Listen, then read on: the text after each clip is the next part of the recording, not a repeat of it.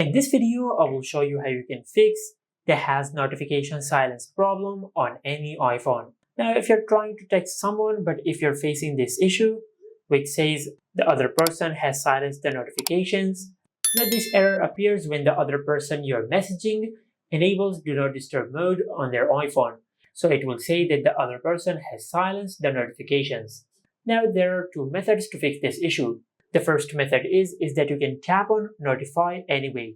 Now, if you tap on Notify Anyway and if you send a text message, the other person will be notified.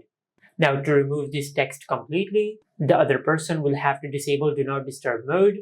As you can see on this iPhone, if I turn off Do Not Disturb mode, the has notification disabled text will be turned off, just like that. And as you can see, if I turn on Do Not Disturb mode again, the has notification silenced issue will appear again, just like that.